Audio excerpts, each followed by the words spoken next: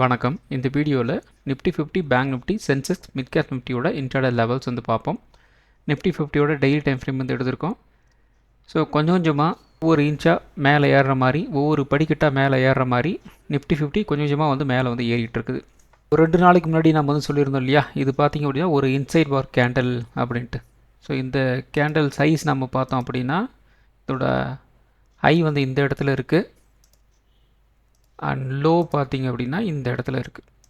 So கேண்டலோட size அப்படிங்கிறது பார்த்திங்க அப்படின்னா இந்த இடத்துல இருந்து இந்த இடம், ஸோ நியர்லி ஒரு 190 பாயிண்ட் அப்படிங்கிற மாதிரி வந்து இருந்தது. அந்த 190 பாயிண்ட் அப்படி நம்ம வந்து கணக்கு வச்சோம் அப்படின்னா ஓவராலாக அந்த 190 பாயிண்ட் அப்படிங்கிறது இன்றைக்கி வந்து ஓரளவுக்கு அச்சீவ் வந்து ஆயிருக்கு. ஸோ இதுதான் வந்து இன்சைட் பார் கேண்டலோட ஒரு ஸ்பெஷாலிட்டி. ஸோ இது வந்து ஒரு 2 நாள் நமக்கு வந்து டைம் எடுத்துருக்குது. இது வந்து நம்ம ஒரு ஸ்டாக்ஸில் அப்படின்னு சொல்லி நாம் வந்து வச்சு பார்க்கும்போது இது வந்து நமக்கு வந்து ஒரு ஃபீஸிபிளான ஒரு மூவ்மெண்ட் நம்மளால் வந்து கேட்ச் வந்து பண்ணிட முடியும். ஆனால் இண்டெக்ஸில் அப்படிங்கிற போது நம்மளால் வந்து கேட்ச் பண்ண முடியுமா அப்படின்னு கேட்டிங்க அப்படின்னா வாய்ப்பு இல்லை. காரணம் என்ன அப்படின்னா ஸ்டாக்ஸில் வந்து எல்லாமே வந்து அப்சல்யூட் வேல்யூ, அவ்வளோதான். நம்ம ஃபுல்லி பெய்டாக ஒரு ஸ்டாக்கை வாங்குகிறோம், ஃபுல்லி பெய்டாக வந்து ஒரு ஸ்டாக்கை வந்து விற்கிறோம். ஆனால் வந்து இண்டெக்ஸில் அப்படி பண்ணுறது கிடையாது. நம்ம ஆப்ஷன்ஸில் தான் வந்து அது மோஸ்ட்லி வந்து ட்ரேட் எடுக்கிறோம். ஸோ நமக்கு இண்டெக்ஸில் அந்த ட்ரேட் சைஸ் பார்த்திங்க அப்படின்னா கிட்டத்தட்ட ஒரு 2 லட்ச ரூபா வரும். ஸோ ஆப்ஷனில் நம்ம சூஸ் பண்ணுறோம், அது இன்சூரன்ஸ் இன்ஸ்ட்ருமெண்ட் அப்படிங்கிறதுனால நமக்கு நம்ம ஒரு கிட்டத்தட்ட 5000 ஒரு 10,000 கொடுத்து மட்டும் நம்ம வந்து அந்த இன்சூரன்ஸை ஒரு ப்ரீமியம் நம்ம வந்து வாங்குகிறோம். ஸோ அதன் காரணமாக அந்த இன்பிட்வீன் கேப்பில் அந்த ப்ரீமியம் ப்ரைஸ் அப்படிங்கிறது வந்து குறையுது மேலே போகுது, குறையுது மேலே போகுது அப்படிங்கிற ஒரு ரீசன் இருக்கிறதுனால நம்மளால் வந்து இது மாதிரி மூவ்லாம் நம்மளால் வந்து இண்டெக்ஸில் வந்து கேட்ச் வந்து பண்ண முடியாது. ஸோ அதுக்காக தான் நாம் ஹோல்டு வந்து பண்ணாதீங்க அப்படின்னு நம்ம வந்து சொல்கிறோம். ஈவன் தோ மார்க்கெட் வந்து இப்படி தான் வந்து போக போகுது நமக்கு தெரிஞ்சாலும் நம்மளால் வந்து அந்த ஃபுல் அண்ட் ஃபுல் அந்த மூவை நம்மளால் வந்து கேட்ச் வந்து பண்ண முடியறதுக்கு வாய்ப்புகள் இல்லை. ஸோ அதுதான் பெரிய பிரச்சனை. இதுலேயும் இல்லாமல் நமக்கு வந்து அந்த டைம் டிகே அப்படிங்கிற பிரச்சனையும் வந்து இருக்குது. அந்த மூவ் நம்மளால் வந்து கண்டுபிடிச்ச முடிஞ்சாலும் அந்தளவுக்கு அந்த ப்ரீமியம் நம்மளால் வந்து பிடிக்க முடியாது. ஸோ அது இல்லாமல் நமக்கு வந்து நாளைக்கு காலையில் ஓப்பன் ஆகும்போது நமக்கு வந்து ஒரு கேப் டவுன் ஆகும் வாய்ப்பு இருக்குது, கேப் அப்போ போகிறதுக்கும் வந்து வாய்ப்புகள் இருக்குது. ஸோ இப்படி இருக்கும்போது நம்மளால் வந்து ஒரு ப்ராப்பரான அந்த ட்ரெண்டை நம்மளால் வந்து கேட்ச் வந்து பண்ண முடியாது. சில நேரங்களில் முடியும், பெரும்பான்மையான நேரங்களில் முடியாது. ஸோ அதனால் எதுக்கு தேவையில்லாமல் ரிஸ்க் எடுத்துக்கிட்டு, அதுக்காக தான் யாரும் வந்து ஹோல்டு வந்து பண்ணாதீங்க ஆப்ஷன்ஸ் அப்படின்னு நான் வந்து சொல்கிறோம். சரி, ஓகே. இப்போ பார்த்தீங்க அப்படின்னா நமக்கு வந்து இந்த நேற்று சொன்னோம் இல்லையா, ஒரு ட்ரெண்ட் லைன் வந்து இந்த ரேஞ்சில் வந்து போய்கிட்டுருக்கு.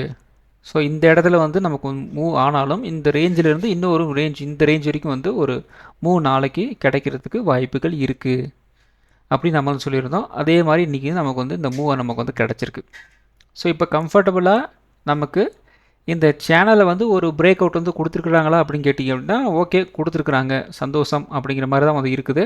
ஆனால் இந்த இடத்துல பார்த்திங்க அப்படின்னா வால்யூமும் கொஞ்சம் கம்மியாக தான் வந்து இருக்குது. இது வந்து ஒரு பிரேக் அவுட் எடுத்துக்கிறதா வேண்டாமா அப்படிங்கிற மாதிரி தான் வந்து இருக்குது.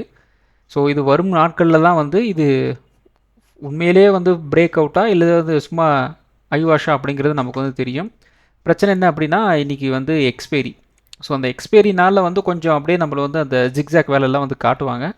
ஸோ அதனால் வந்து இன்றைக்கி ஒரு பிரேக் அவுட் வந்து நடந்திருக்கு அப்படின்னா கொஞ்சம் யோசித்து தான் வந்து ஒரு முடிவு வந்து எடுக்கணும்.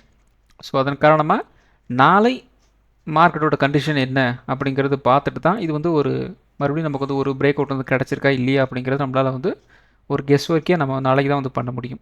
இந்த இடத்துல நமக்கு வந்து ஒரு செக் பாயிண்ட் இருந்தது, அதுக்கப்புறம் இந்த இடத்துல ஒரு செக் பாயிண்ட் இருந்தது, அப்புறம் மூணாவதாக இந்த இடத்துல ஒரு செக் பாயிண்ட் நமக்கு வந்து டச் வந்து பண்ணியிருக்கிறாங்க அப்படிங்கிற கணக்குக்கு நம்ம வந்து எடுத்துக்கலாம். நெக்ஸ்ட்டு நமக்கு வந்து நாளை இந்த 24,200க்கு மேலே நமக்கு வந்து ஒரு பிரேக் அவுட் வந்து கிடைக்குதா அப்படிங்கிறத நாம் வந்து பார்த்தாகணும். ஸோ அப்படி மூவ் ஆக ஆரம்பிச்சது அப்படின்னா நல்லாயிருக்கும். ஏன் அப்படின்னா இந்த இடத்துல நமக்கு வந்து இந்த கேப் இருக்கு இல்லையா, அந்த கேப் வந்து இங்கே வந்து ஃபில் வந்து ஆயிருக்கு, அவ்வளோதான், வேறு ஒன்றுமே வந்து கிடையாது.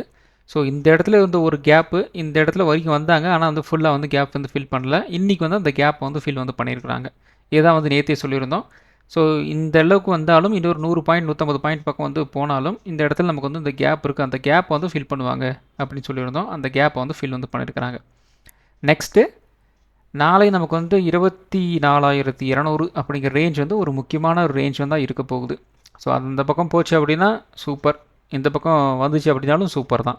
நமக்கு வந்து ஒரு ட்ரேடிங் ஆப்பர்ச்சுனிட்டி வந்து கிடைக்குதா அப்படிங்கிறத நாம் வந்து பார்த்தாக்கணும். அவ்வளோதான், வேறு ஒன்றும் வந்து கிடையாது. ஸோ வெயிட் பண்ணி வந்து பார்க்கலாம். ஸோ இன்றைக்கி அந்தளவுக்கு வந்து சென்செக்ஸோட எக்ஸ்பைரி ஒன்றும் சொல்லிக்கிற மாதிரி வந்து இல்லை. க்ளோசிங் டைமில் மட்டும் லைட்டாக கொஞ்சம் வந்து மூவ் வந்து இருந்துச்சு. ஸோ அதுவும் பார்த்திங்கன்னா ஒன்றும் வேலைக்கு ஆகலை. ஏன்னா இப்போ வந்து காமா பிளாஸ்ட் வந்து ஒரு 11:30 ஒரு 12:30 வந்து நடக்குது. ஸோ பழைய வீடியோ பார்த்துருந்தீங்க அப்படின்னா, என்னோடய பழைய சேனல் வீடியோ பார்த்துருந்தீங்க அப்படின்னா, நான் ஒரு ரோட் மேப்பே உங்களுக்கு வந்து போட்டு கொடுத்துருப்பேன். காமா பிளாஸ்ட் வர்றதுக்கு என்னென்ன அறிகுறிகள்லாம் வந்து இருக்குது, எப்படிலாம் வந்து ட்ரேட் ஆகணும், எந்த அளவுக்கு வந்து மார்க்கெட் வந்து மூவ் ஆகணும், மூவ் ஆகக்கூடாது, அது எந்த டைமிங்குள்ளே வந்து மூவ் ஆகணும், அந்த குறிப்பிட்ட டைமில் வந்து நமக்கு ஒரு இண்டிகேஷன் கிடைக்கும் அப்படிங்கிறது முதற்கொண்டு ஒரு ஃபுல் அண்ட் ஃபுல் வந்து ஒரு ஐடியாவாக உங்களுக்கு வந்து கிட்டத்தட்ட ஒரு அரை மணி நேரம் வீடியோ நினைக்கிறேன், அந்த வீடியோ வந்து போட்டிருந்தேன். ஸோ அந்த சேனல் வந்து டெலிட் வந்து ஆயிடுச்சு. ஸோ வீடியோவும் வந்து போயிடுச்சு, அவ்வளோதான். சரி, மறுபடியும் வேறு ஏதாவது அந்த காமா பிளாஸ்ட்டுக்கு ஒரு வீடியோ பண்ணலான்னு பார்த்தோம்னா, பெருசாக சொல்லிக்கிற மாதிரி நமக்கு வந்து இந்த காமா பிளாஸ்ட்டே வந்து நடக்க மாட்டேங்குது. அதுதான் பெரிய பிரச்சனையாக இருக்குது. இல்லைன்னா அந்த வீடியோ வந்து மேக் பண்ணிடுவேன். அப்படி வந்து மறுபடியும் சொல்லிக்கிற மாதிரி ஒரு காமா பிளாஸ்ட் வந்து நடக்க மாட்டேங்குது. வெறும் ஒரு 300 பாயிண்ட்டு 300%, 200%, 400% அந்தளவுக்கு தான் வந்து நடக்குது. ஆனால் உண்மையாக அந்த காமா பிளாஸ்ட் வந்து நடக்கும்போது பார்த்திங்க அப்படின்னா, நமக்கு குறைந்தபட்சமே நமக்கு வந்து ஒரு 1000, 2000, 3000, 4000, 5000 அப்படிங்கிற பர்சன்டேஜ் லெவலில் நமக்கு வந்து மார்க்கெட் வந்து மூவ் வந்து கொடுக்கும். 10 ரூபா ப்ரீமியம் அப்படிங்கிறது பார்த்திங்க அப்படின்னா, காமா பிளாஸ்ட் நடந்துச்சு அப்படின்னா 100 ரூபா 200 ரூபா அப்படிங்கிற மாதிரி வந்து போகும்.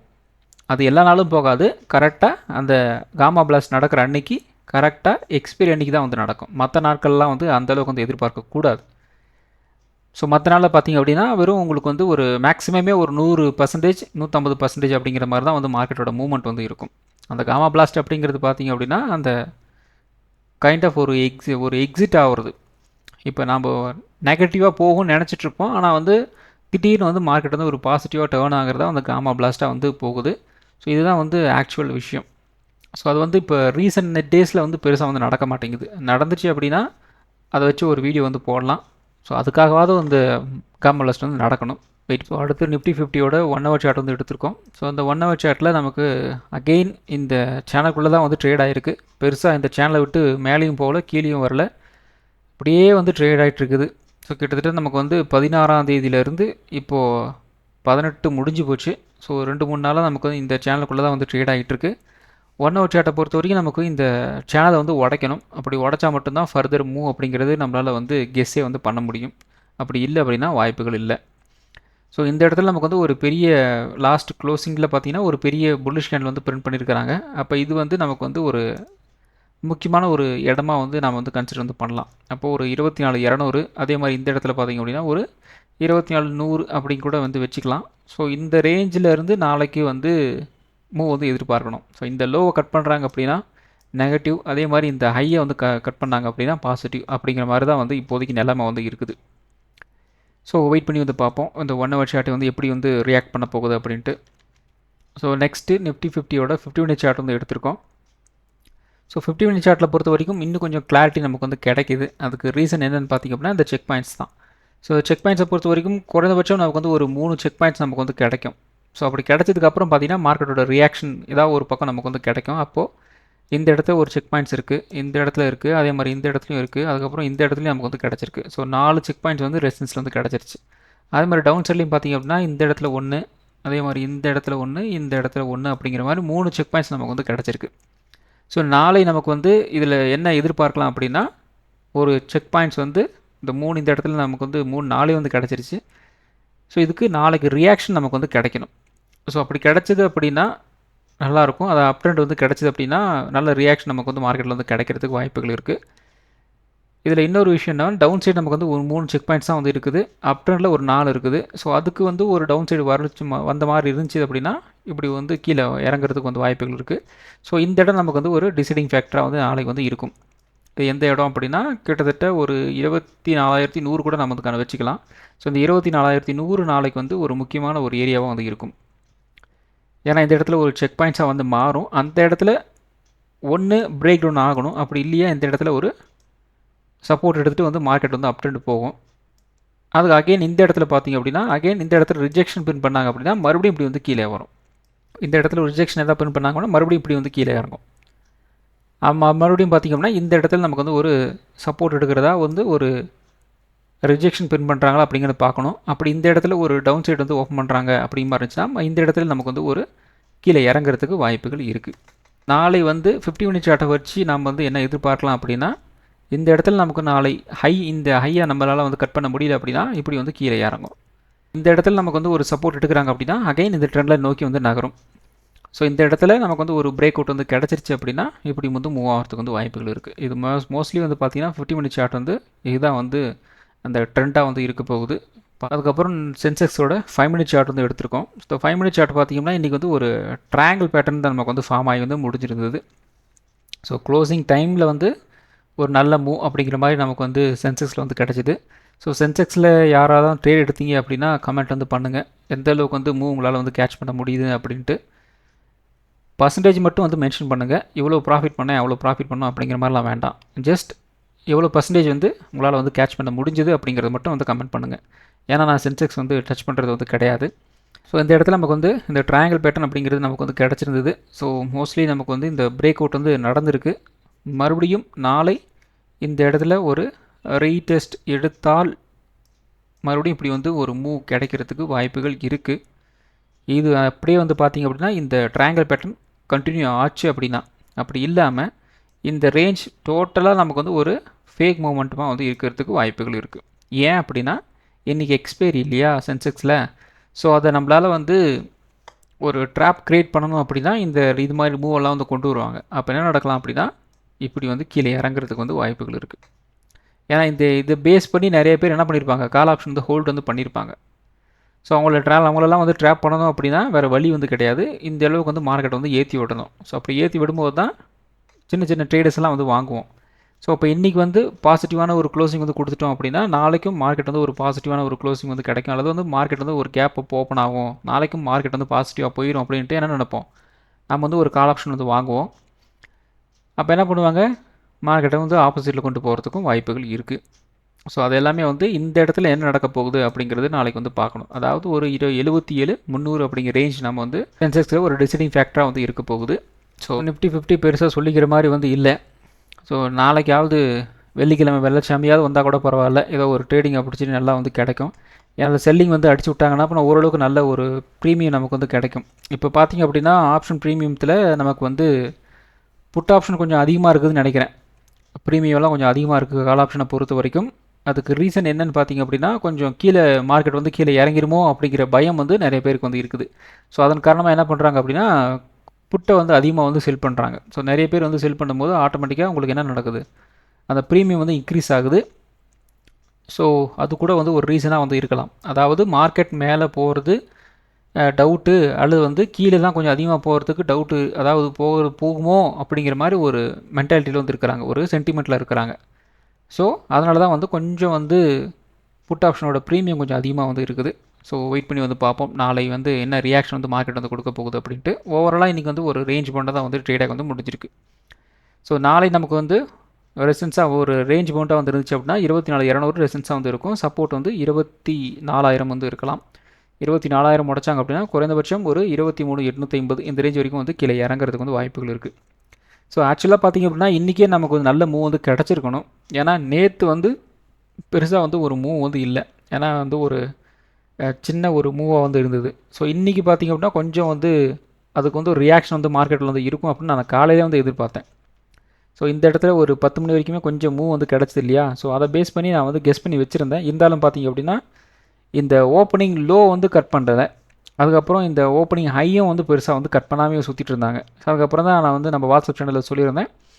ஸோ எதுவுமே வந்து இன்றைக்கி வந்து வேலைக்கு வந்து எதுவுமே ஆக போகிறது கிடையாது அப்படின்னு சும்மா ஒரு மணி பக்கம் வந்து சொன்னேன். அதுக்கப்புறம் ஒன்றுமே வந்து மார்க்கெட்டில் வந்து நடக்கலை. ஒரு 3 மணிக்கு வந்து பார்க்கலாம் அப்படின்னு சொல்லியிருந்தேன். கரெக்டாக உங்களுக்கு வந்து ஒரு 3 மணிலேருந்து மார்க்கெட் வந்து மூவ் வந்து கிடச்சிருந்தது. ஸோ வெயிட் பண்ணி பார்ப்போம் நாளை எப்படி ரியாக்ஷன் வந்து இருக்க போகுது அப்படின்ட்டு. ஸோ அடுத்தது பேங்க் நிஃப்டி. ஸோ பேங்க் நிஃப்டியில் நம்ம வந்து 57,700 ரெசிஸ்டன்ஸ்னு சொல்லியிருந்தோம். அது ஃபஸ்ட்டு கேண்டிலே ஒரு பிரேக் அவுட் வந்து கொடுக்குறாங்க. இந்த இடத்துல ஒரு 930க்கு ஒரு ரீடெஸ்ட் எடுத்தாங்க, மறுபடியும் மேலே போகிறாங்க. மறுபடியும் இந்த இடத்துல பார்த்தீங்கன்னா ஒரு 1040க்கு ஒரு ரீடெஸ்ட்டு, அகெயின் இந்த இடத்துல ஒரு 1120க்கு ஒரு ரீடெஸ்ட்டு அப்படின்ட்டு ரீடெஸ்ட்டாக வந்து எடுத்து தள்ளிட்டு இருந்தாங்க. அதுக்கப்புறம் கொஞ்சம் வந்து மேலே போயிட்டு மறுபடியும் இந்த இடத்துல பார்த்திங்க அப்படின்னா ஒரு 225 இந்த ரேஞ்சில் ஒரு ரீடெஸ்ட் எடுத்துகிட்டு கொஞ்சம் வந்து மேலே போயிருந்தாங்க. 57,700 உடைச்சாங்க அப்படின்னா குறைந்தபட்சம் ஒரு 58,000 வரைக்கும் போகலாம்னு சொல்லியிருந்தோம். க்ளோசிங்கில் அந்த ரேஞ்ச் வந்து போய் விட்டுருந்தாங்க, அவ்வளோதான். இதுலேயும் ஒரு ரேஞ்ச் பவுண்டு தான் வந்து இருந்தது.